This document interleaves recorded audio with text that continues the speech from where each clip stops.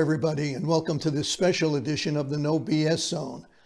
I say special because today's edition is being sent out not just on the video platform, but also we're sending out for the very first time an audio version because we just set up a brand new podcast, which is being called, and I don't know how we came up with this title, Bernie Goldberg's No BS Zone with John Daly.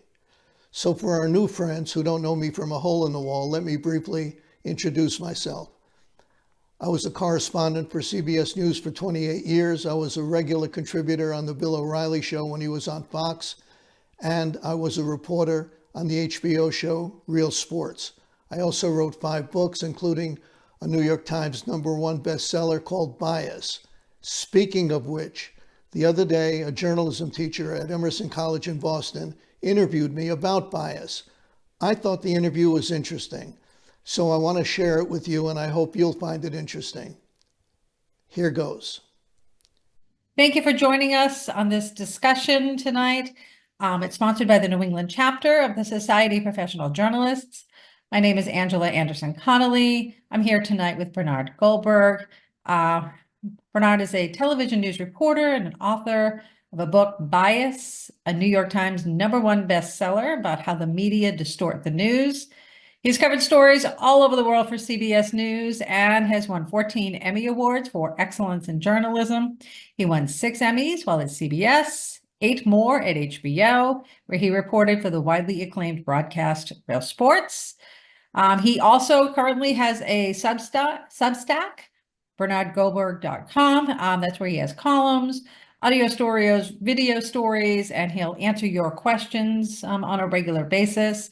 And he's here tonight to talk about his book, Bias, and how media bias has changed and evolved since his book was published back in 2003, which seems like a long time ago, but it really wasn't. Thank you for joining us tonight. It's my pleasure. I'm looking forward to this. It was 2001, by the way. Oh, 2001. See? I didn't fact check the script, and I should have. So that's the first media bias mistake I've made of the night, and probably not the last one. Probably the last. Probably the last.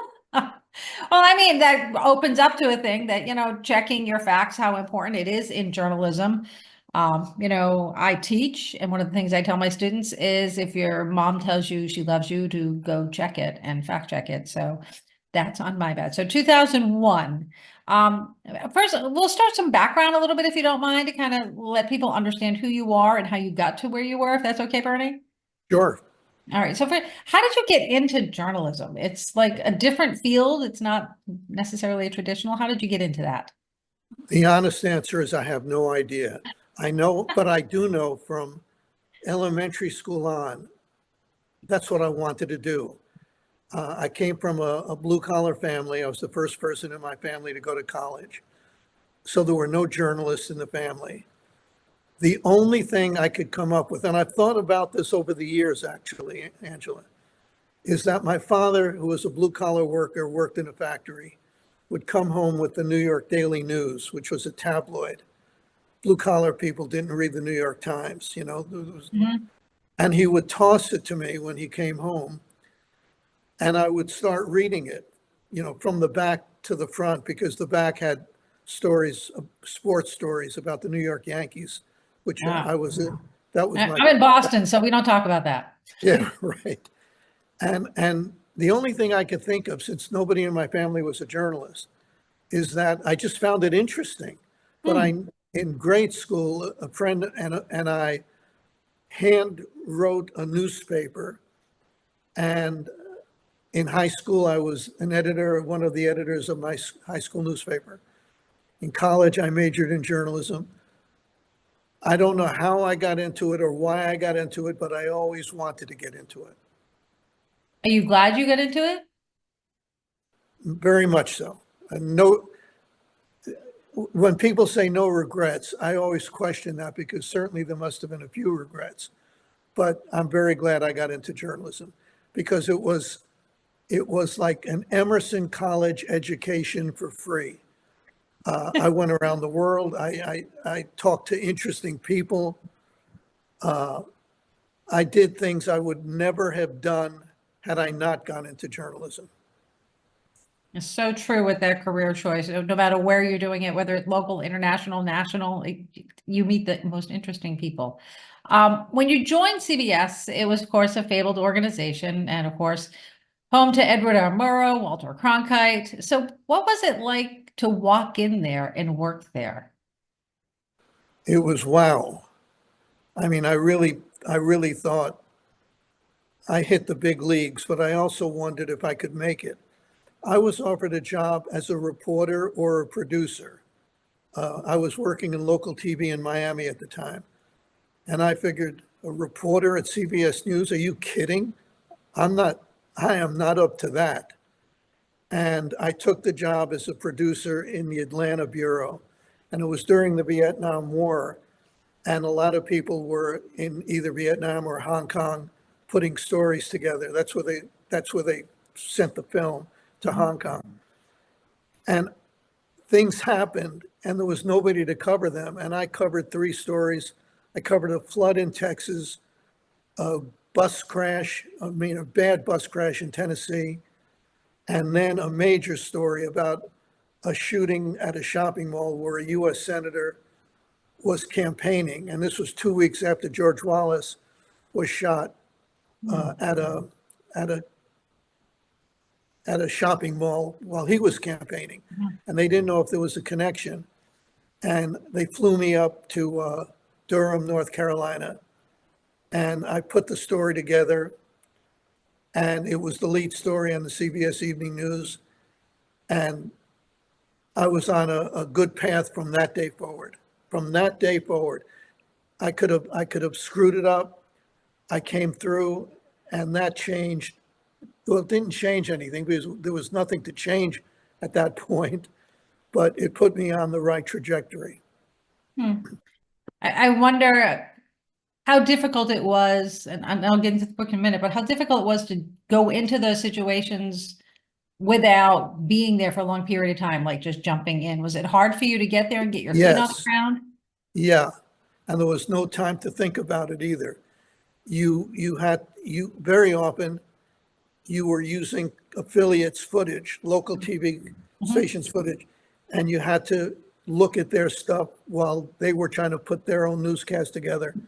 There was that factor.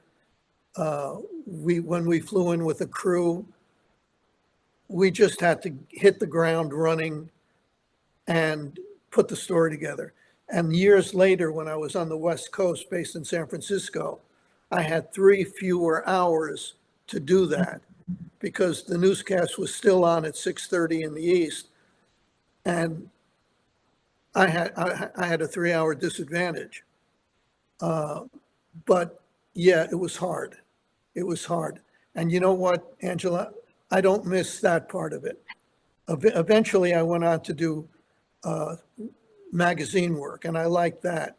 But the working on deadline, and sometimes we made the story by the skin of our teeth.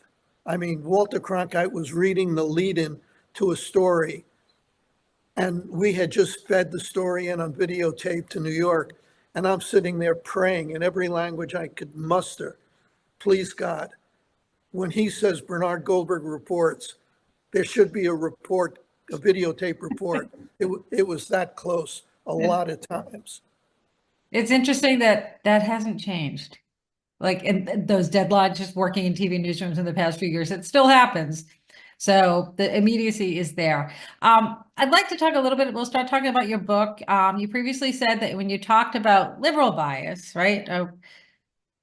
Actually, I'm going to go back to my other question with CBS. Is that where you started to notice some of the bias and when you were there? Absolutely. And years after I started at CBS, when I was based in Atlanta, of the top 1,000 issues I thought about, bias wasn't one of them. When I was in San Francisco, same thing. But then I got to New York and interesting things happened. You go into the CBS Broadcast Center on West 57th Street, and you see homeless people on the way to work, and they're either alcoholics, drug addicts, or they have mental disorders.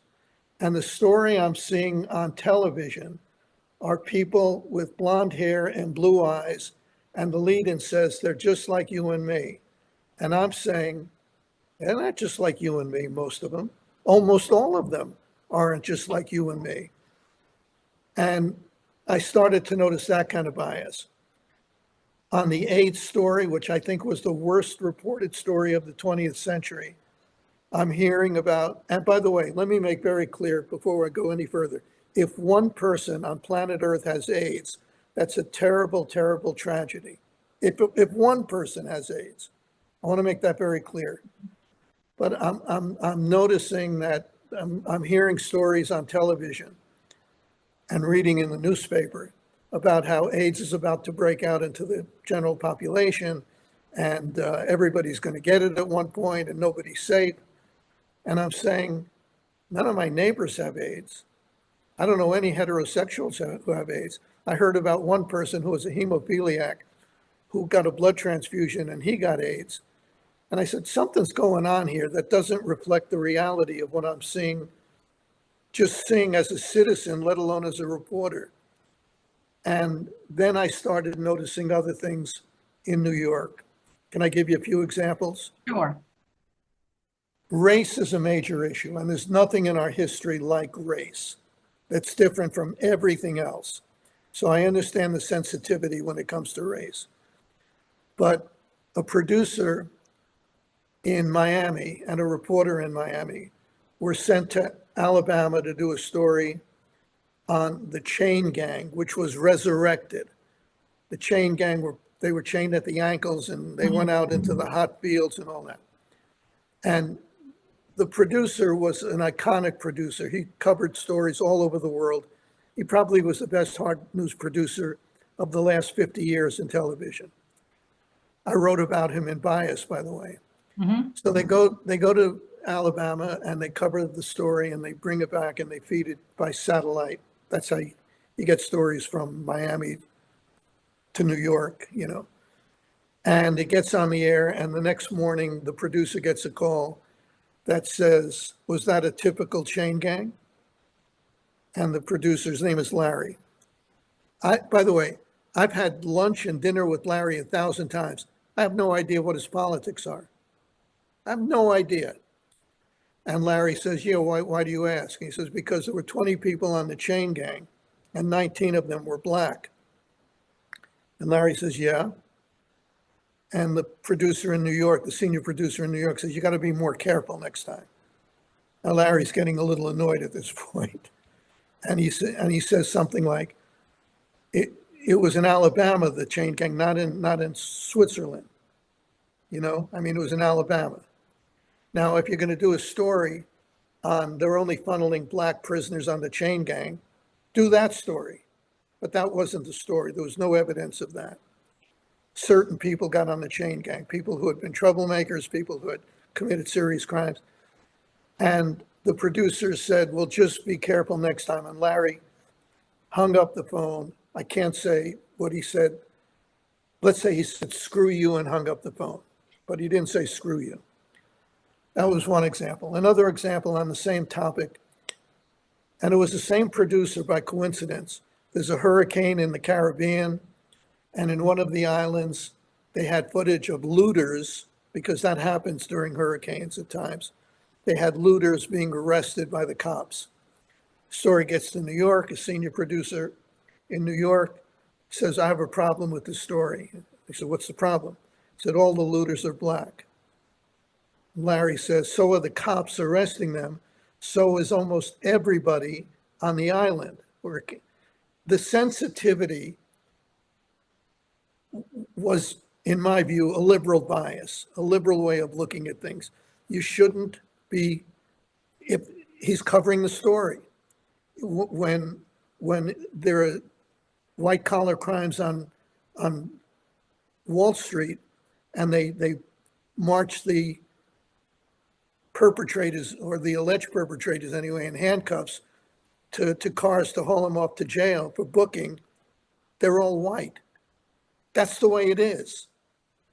Do you think, and I'm not questioning your things, do you think it's also an issue of a lack of education or a lack of, I don't say education, but people not understanding the cultures that they're covering that is leading to that bias? Do you think that's part of our problem, is that we don't necessarily understand the people that we're actually out reporting on? I'd like to talk about that in a bit, but I don't think that applies in this case. Okay. The second example, I'm doing a story on abortion, and the phrase comes up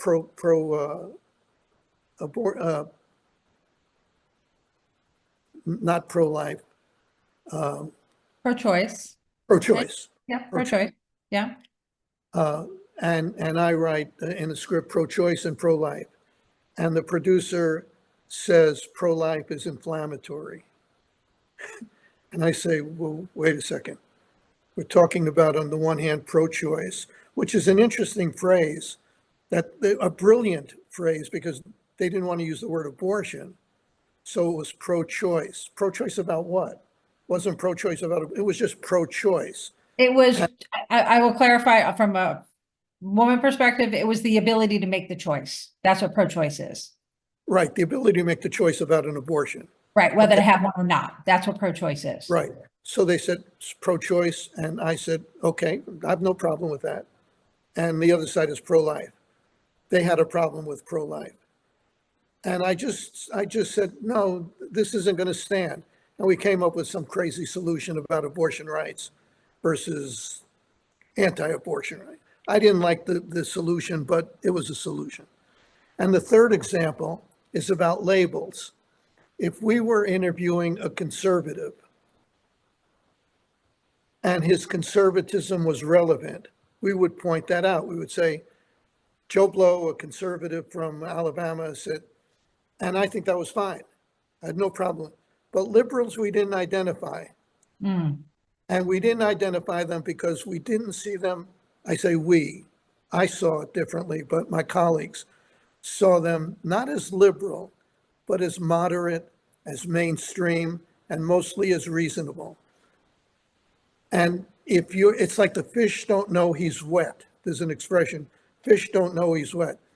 The liberals in the newsroom didn't know they were reporting from a liberal position because that was what everybody in the ocean felt the same way. The fish didn't know he was wet. And that's why it comes down to, for me, that we need more diversity. And let me get to the point you raised earlier about understanding people. Newsrooms years ago were populated overwhelmingly, if not exclusively in some newsrooms, by white men. Now, those white men could say, we know how to be fair. We know how to report news fairly. What's the difference if we're white men or green men? Well, if you're a white man, no matter how fair you are, you don't know how a black man feels or a black woman. You don't know how any woman feels. You don't know how a Hispanic feels. You don't know how a gay person feels if you're a straight white man. That's why we needed diversity in the newsroom, not to make up for past sins against these people, although that could have been a reason. But the main reason journalistically was because we needed their diversity, not so that they put their opinions in the stories, but they brought their black perspective, their Hispanic perspective, their female perspective, their gay perspective. That was something white men could not do on their own. But we never thought about the diversity of opinion, the diversity of thought. And, I mean, these are smart people making these decisions, and it never occurred to them. Think about that. It never occurred to them that we need all this diversity, but we don't really need diversity of opinion. Well, isn't everything going just hunky-dory as is? Well, it isn't. And I was a sore thumb standing out. And I didn't write this book as a conservative. That's very important. I wasn't even a conservative when I wrote the book. I was an old-fashioned liberal, meaning I wasn't a progressive. I was a mainstream, moderate liberal. But it doesn't matter what I was. I wrote the book as a journalist. And it just strikes me as odd that the same people who realized that we needed, and we did, we needed black people in the newsroom along with the white males. We needed women, we needed Hispanics, we needed gays, we needed Asians. It never occurred to these smart people that we also need conservatives, not to bring their conservative biases with them, but to bring their conservative perspective into the newsroom, just as we had all those other perspectives. Do you think, I mean, let's bring it to modern day. Has that changed at all? Are they allowing, do you think, those other voices in? I'll be honest with you, Bernie, you and I may agree to disagree on some of the bias that you see, and I'm going to go there, but I think we both agree that diversity in a newsroom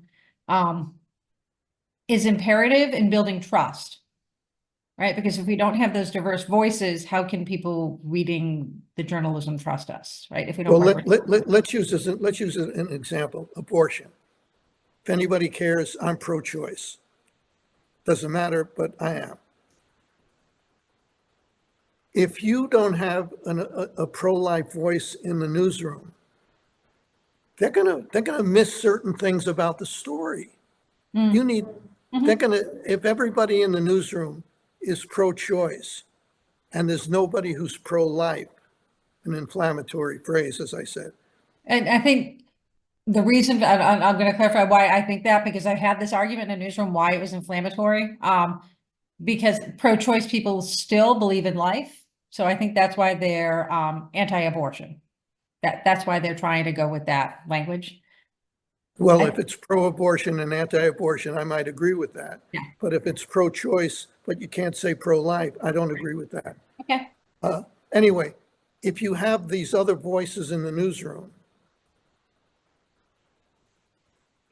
it's a richer environment because you're not going to be so sure of yourself. You might go up to somebody in the newsroom if you were an honest, good journalist and say, let me ask you a question. I'm doing this story about abortion. The person said this. Does this make sense? And somebody who's, whatever you want to call it, on the other side might say, you might want to take this into account. I definitely agree with that. And I think now more than ever, I feel like having that diversity of thought in a newsroom would be helpful. I think I was mentioning before, my best newsrooms were those where we had a lot of arguments over stories, over how stories were covered. And we were allowed to have those arguments. And I think it made us better journalists. But I wonder if newsrooms are allowing those arguments anymore, or if people feel intimidated and not wanting to be other. I think that's an important point. Some people call me courageous for writing some stuff that I did before bias. I wrote an op-ed in the Wall Street Journal. I might have just been stupid. I don't want to take credit if I don't deserve it, because you really are standing out there all by yourself. When I was at CBS News, I got a call once. I got a call once from a correspondent. He's still there, so I got to be very careful. And he said, I think I'm the only person here who voted for George Bush, and people think I'm a Nazi. I mean, nothing is the same as race, as I said. Nothing at all is the same. But if you're the only black person in an all-white newsroom, you must feel a little strange. I'm not making the analogy. I'm just saying, if you're the only conservative in an all-liberal newsroom, you're not seen as a conservative. They're saying nasty things about you. I was, like I said, I was an old-fashioned liberal. I became a conservative at some point, but I was never a right-wing nut. I just had different views on smaller government, lower taxes, but on social issues, I was as liberal as they were. I don't care what people do. But yeah, the intimidation factor, I think, is real. You have to have a certain amount of either courage or stupidity to stand up and say, hold on, this is wrong. And I'm not going to stand here and go along with it. I did that, and it wasn't fun. Get into that if you'd like, but it wasn't fun. I guess I will ask about that. I mean, being the island, like there'll be some young journalists who watch this, that may end up being the island. How did you handle that? Well, I grew up in the South Bronx. The South Bronx is not Park Avenue. So you learn to deal with problems. You learn to deal, you have to be a certain kind of tough. But I'll give you some examples, some real life examples. I was literally called in the Washington Post by an anonymous former colleague a traitor. Now, this is interesting. I was a traitor because I wrote bias. Now, if a whistleblower in the tobacco industry came forward and said, we're producing stuff that's addictive and it's killing people, would we in the media call him a traitor? No, we'd call him a hero. If somebody in Big Pharma said, we're making this stuff and cost 12 cents and we're selling it for $3,000, would they call him a traitor, or would they say he's a hero? If I can go down the list of whistleblowers, but you get the point. But if you say it about journalism, from the inside, then you're a traitor, okay? Journalists like to look down everybody's throat. They look down the throat of people in politics, that's for sure. They look down the throat of people in the military. They look down the throat of people in business.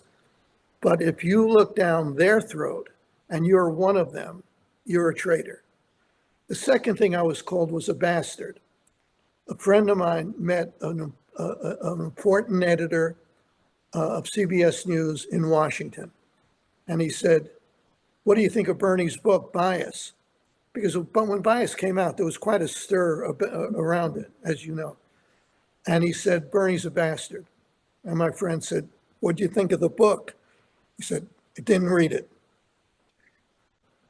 He said, you didn't read the book? He said, no, but Bernie's a bastard. Okay, I could deal with that. The most interesting one came at American University. A friend of mine said, would you speak to the class? I said, I'm not in Washington. He said, we'll set up a speakerphone in the class and you just call in a number, and that's what I did. So I talked for about 20 minutes about the book, Bias, and then we opened it up to questions. The first one, a woman, a young student, female student said, after I read the book, I threw it across the room. This is how open-minded she was. She read Bias and she threw it across the room. The other questions were a little less hostile, but none of them were friendly. Then the professor asked a question, but it was really a statement, said, but isn't it the role of journalists to affect change? I remember it word for word. It was all these years ago. And he said, but isn't it the role of journalists to affect change? I simply said this, your change or mine. Right. I thought I went deaf or the phone line got cut off. Silence at the other end. It never occurred to this professor, who I assume was a smart guy with some kind of advanced degree, that there may be more than one change, because I guarantee you that his change would not be the same as my change. And that's another example of lack of diversity, because there's lack of diversity in academia also. I know that in the book you say, you don't think it's a conspiracy among journalists to, they get together and go, how are we going to slam this side today? How are we going to slam that side today? I said that doesn't happen. Right, that you don't think that happens, correct. Right. So how does this happen? And why is it not being seen? I think it's being seen a little bit more. I think people are a little bit more in tune to it, but how did we get here? Yeah, it's a great question. My conservative friends may not like this, but it's the absolute truth. I was at CBS News for 28 years. And not once did Dan Rather or Walter Cronkite before him, but I worked mostly for Dan Rather.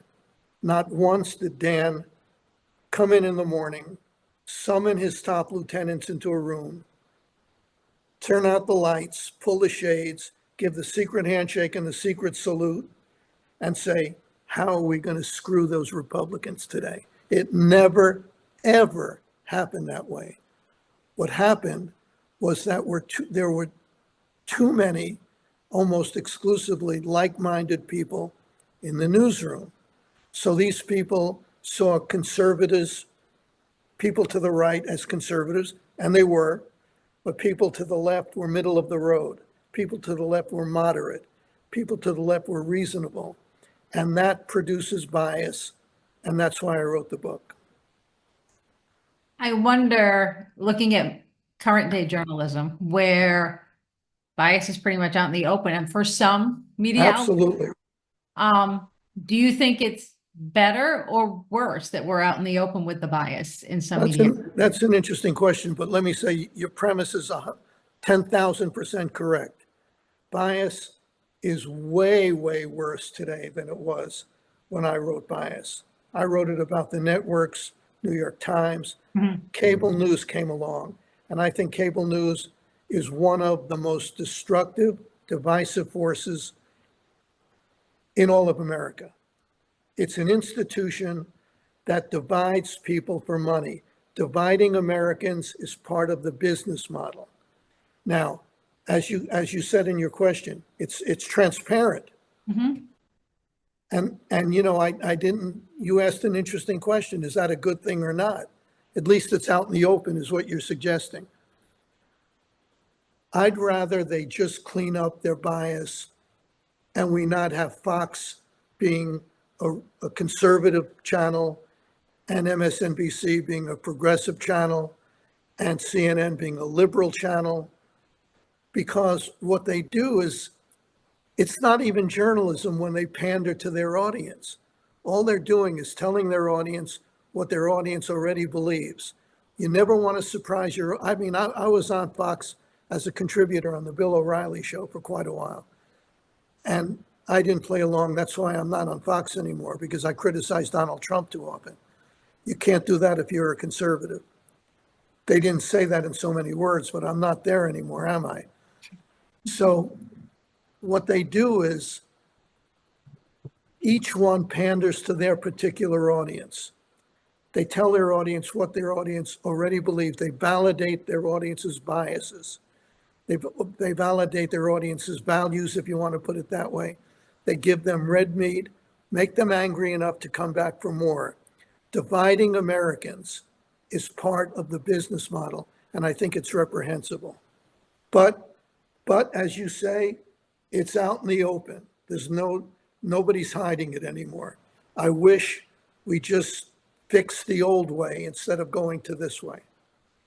Also, at the same time, though, I wonder, a lot of the audience believes media outlets, journalism outlets are biased in one way or the other, whether they truly are or not. They just believe that. You know, I read this paper because it's liberal. I read this paper because it's conservative. I read the audience thinking that there's bias. Is that hurting journalism as well, because they're going into it with that attitude? I think at least on cable TV, the audience is the unindicted co-conspirator. We criticize CNN for being liberal, at least I do. We criticize MSNBC for being far left. We criticize Fox for being conservative. The audience is just sitting there, and they're the real villain in all of this, because they're only the management is only instructing people to give the audience what it wants. At Fox, the CEO of Fox News, not Fox, not the whole network, but Fox News, said respect the audience. You know what respect the audience means at Fox? Don't respect the audience. That's what respect the audience means. It means give them what they want to hear. Now, I understand that on opinion shows, if you're liberal, you're allowed to have a liberal opinion. If you're conservative, you're allowed to have a conservative opinion. But even opinion journalists have to be fair. So if you're going to criticize Joe Biden and say when he was at the forefront and say he's a liar. He said this was incorrect, and he said this incorrect in his speech. And make believe Donald Trump is Abe Lincoln reincarnated. No, that doesn't work. If you're going to criticize one side for dishonesty, you better criticize your side if they're also dishonest. And they're not doing that because that's not part of the business model. The audience is the unindicted co-conspirator. So another current events question. I'm curious, did you watch the debate? I did. And your thoughts not on the debate itself, but on the way the questions were asked? Let me go to the conclusion. The moderators didn't make Donald Trump the loser of the debate. Donald Trump did that all by himself, okay? But the moderators fact-checked. I'm going to sound like, some Fox lackey here, but sometimes even Fox gets it right. The moderators fact-checked Donald Trump 5 times during the debate. They fact-checked Kamala Harris 0 times. Kamala Harris said many things that were untrue. 2 of them that just drive me nuts. There are 2 lies that Democrats will not let die. That Donald Trump said there were good people on both sides. They say referring to Nazis and people who were not Nazis, and that he said there'd be a bloodbath in the country if he wasn't elected. On the Nazi thing, you can go back to the transcript of what he said or the videotape. He wasn't talking about neo-Nazis or skinheads or white bigots at all. What he was talking about, and Kamala Harris certainly had to know this, was people who thought the statue of Robert E. Lee in Charlottesville should remain standing, and the people who thought it should be taken down. And he thought those were good people on both sides. And believe me, there are good people in the South. There are good people in the South who believe that Confederate statues should stand, and they're not bigots. Some of them certainly are not bigots or indecent people. And on the bloodbath, I heard him in live TV. He was talking about an economic bloodbath. If foreign cars are allowed to come into this country, they could, in large numbers, they could destroy the domestic car industry. Kamala Harris had to know that too. And David Muir and Lindsey Davis should have known that. If they're going to fact check Trump 5 times, they should have at least on those 2 blatant lies called Kamala Harris on it, and they didn't. But again, that's not why Donald Trump lost the debate. He did that all by himself. I wonder on that, if it's because in their newsroom, they believe both of those statements that Kamala Harris said were true. Yeah, I think that's probably true.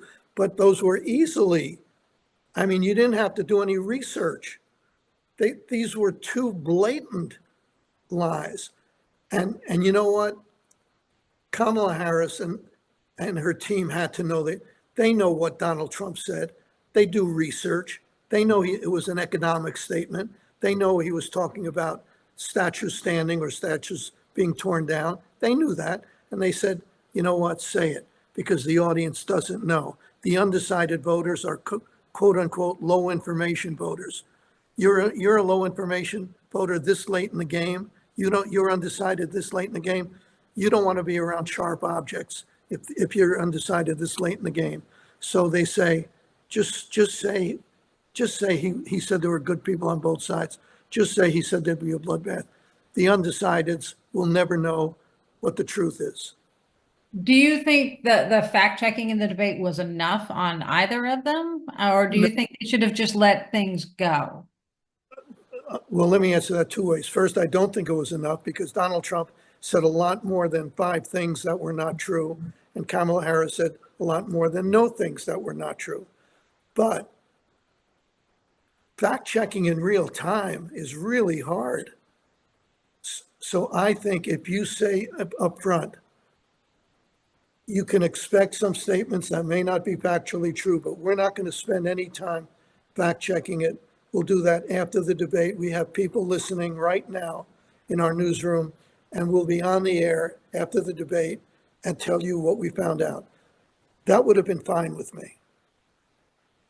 So I'm going to come back to your thought of bias in general in journalism. How do we fix this? Oh, I have a theory. I have an idea. Okay.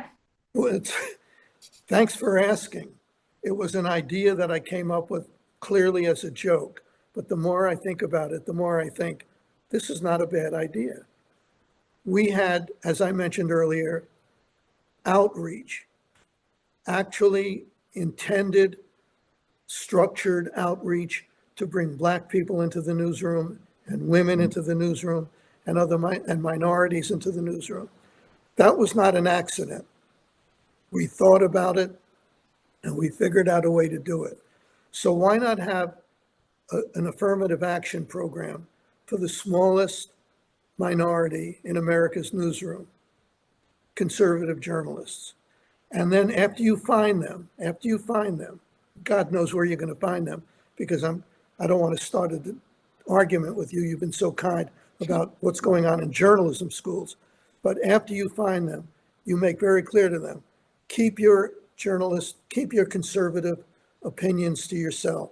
I don't want to hear your conservative biases infiltrating any stories, just as I don't want any liberal biases infiltrating any story. I don't want you to balance the existing liberal bias. We'll deal with liberal bias. We'll tell them to shut the hell up, and I'm telling you to shut the hell up.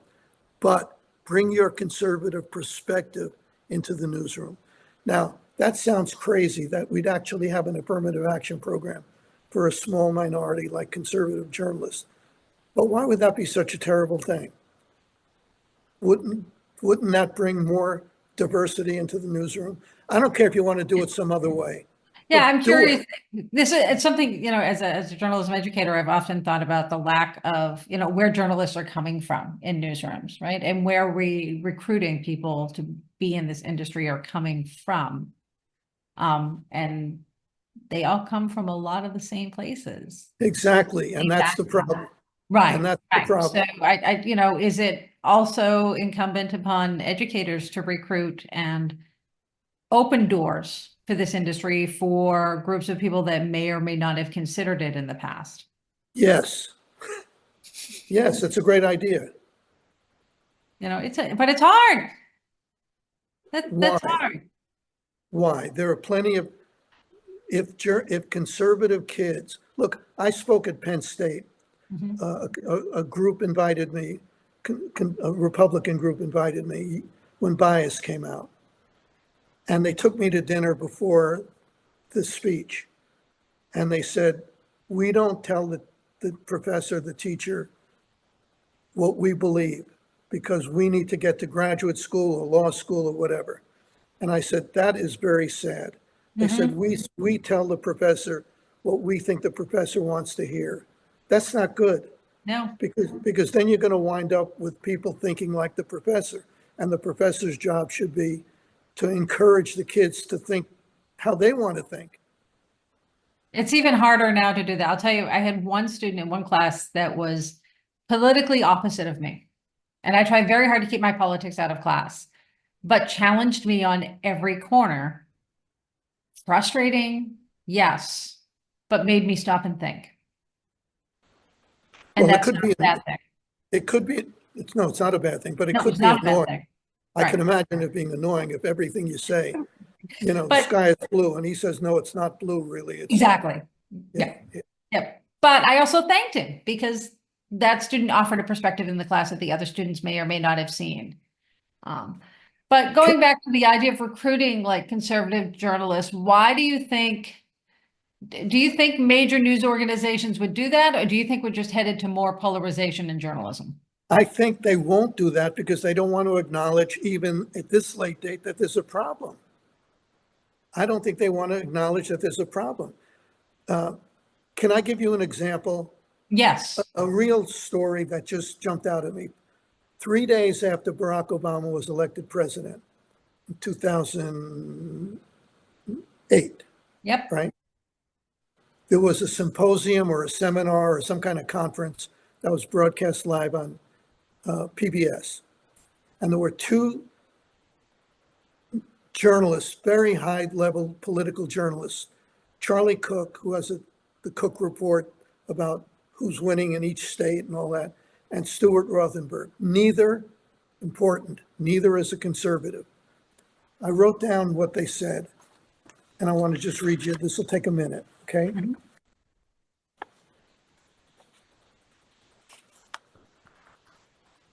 As soon as I find it, I'll tell you. Okay, I got it right here. Sorry. Talk amongst yourselves while I'm finding the note. Okay, so Charlie Cook says, and this is on live TV, let's face it, is there a Democratic and liberal bias in the media? Of course there is, but they also love a good story. And the first African-American serious contender for the presidency was a great story. And a lot of people in the media absolutely loved it. I think you can say that the media had a finger, more than a finger, on the scale on the Democratic side. This is Charlie Cook, important Washington political journalist, not a conservative. And then the other journalist was Stuart Rothenberg, also not a conservative. He said, I agree completely. I'm sure the journalists preferred Obama. They liked Obama. They're Democrats. Obama got better treatment. But then he added something very important. He says, it is what it is. Republicans ought to know that. So he's putting it on Republicans. They ought to know that. Now tell me, what other kind of bias do we write off so cavalierly? You know, this discrimination against Black people. Hey, calm down. It is what it is. This discrimination against women. Hey, take it easy. It is what it is.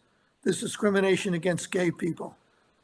So what? It is what it is. No, only liberal bias is okay to be written off with it is what it is.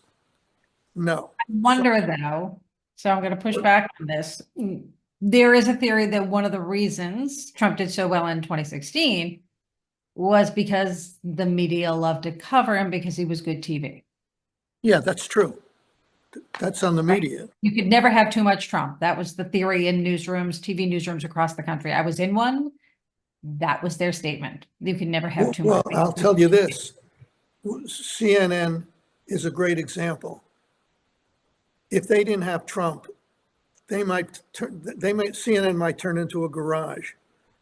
I mean, they hate Trump and they need him desperately. I turned on CNN in the morning the other day. It was nothing but Trump. I mean, if I'm exaggerating, it's only slightly. It was nothing but Trump. And it was nothing good about Trump.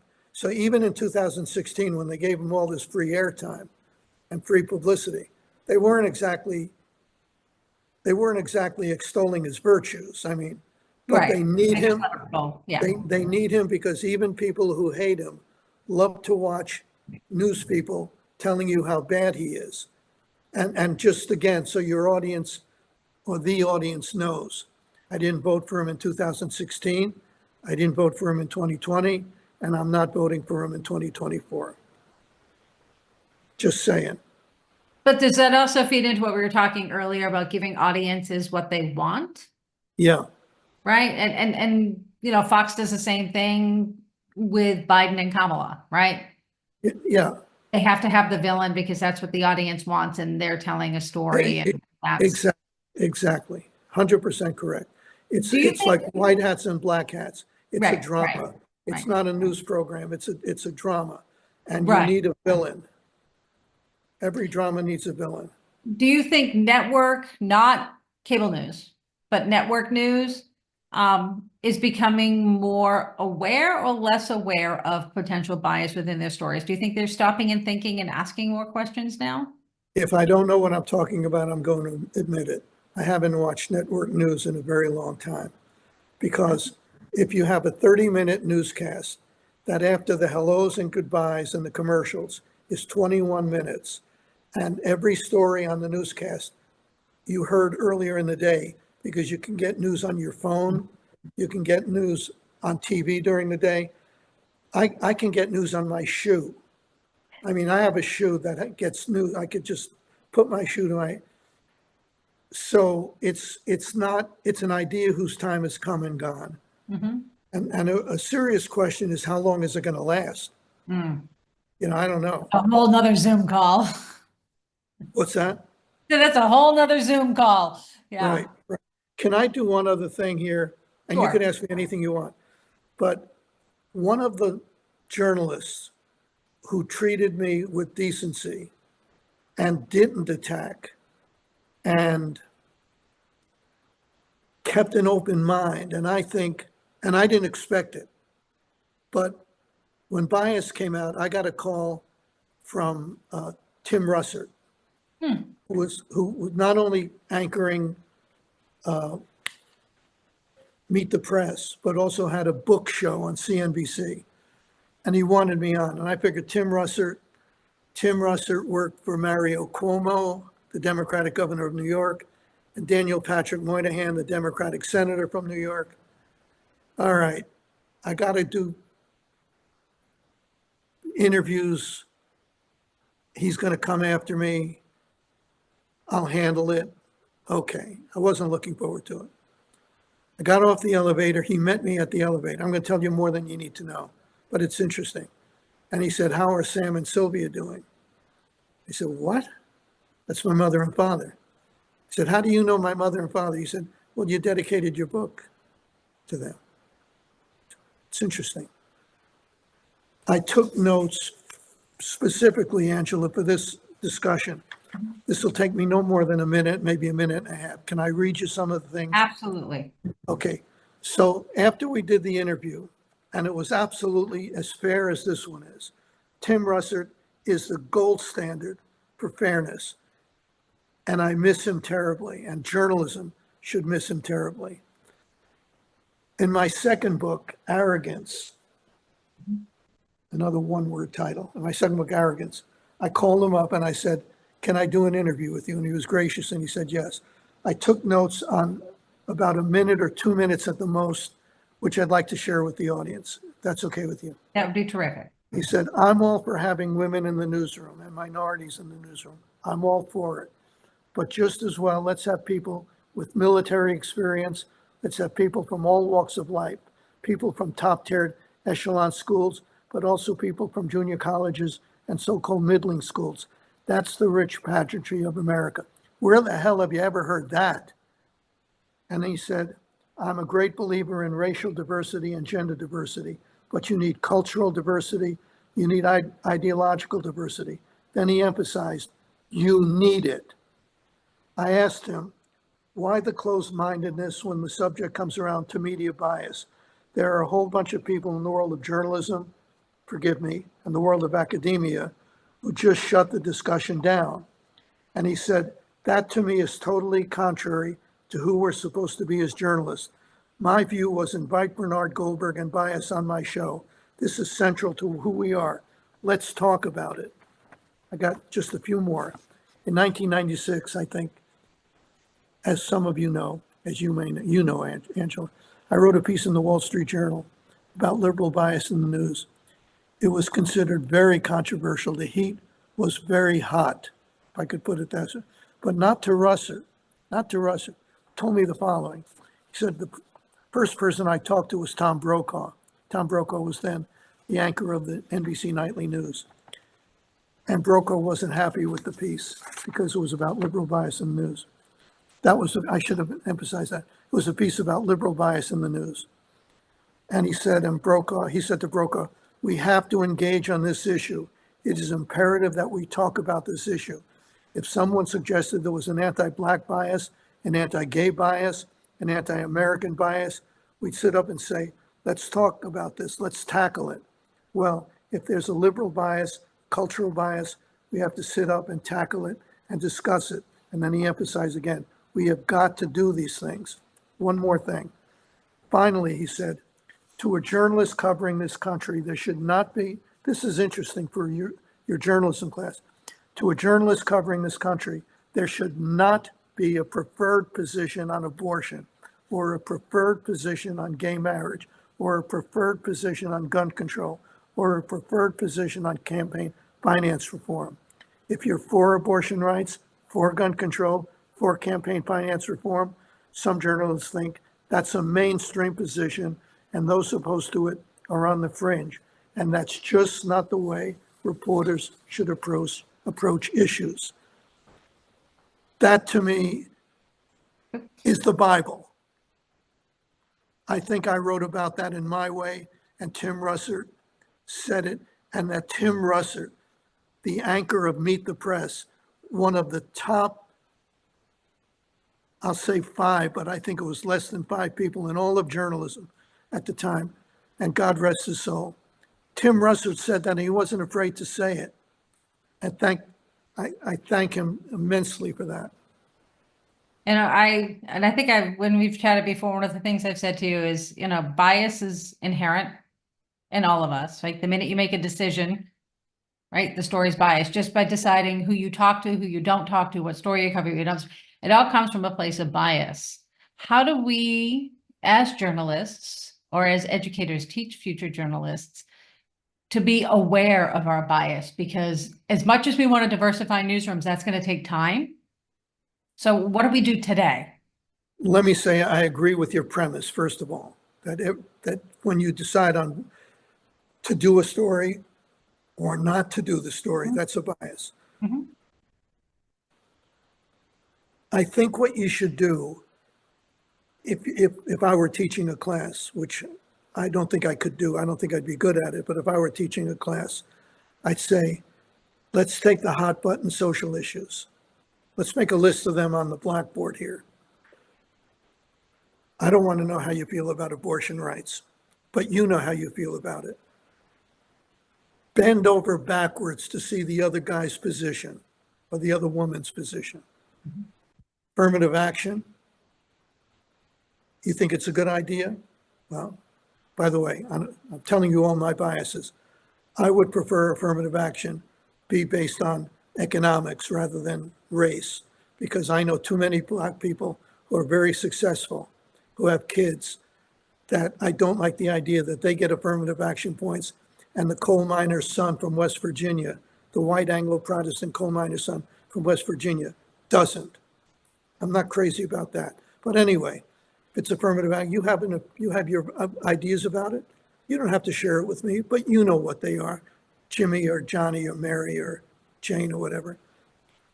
Think of the other person's position. Really try to see the other person's position before you go out and do a story. Because if you do a story, as Tim Russert said, from a preferred position, the preferred position on gun control is we need more of it. Well, wait a second. We don't have preferred positions in journalism. We have issues and we cover stories, but we cover them. We all have biases, but we acknowledge them and we do our best to avoid inserting them in our stories. And if we put them in our stories, you make that mistake too many times, we're going to ask you to find another job. What about when it comes to the sources that you use? That's the same thing. Yeah, That's same the same concept, thing. right? That's another good point. That's a great point because I wrote about this in Bias. This is why we need the different perspective in the newsroom. I spoke to a friend who was the executive producer of 48 Hours, and she went on to become the president of CBS News. A very important person in the world of journalism. I said, I'll tell you her first name, Susan. I said, Susan, when you were the Washington Bureau, I think she was in Washington before that, she was.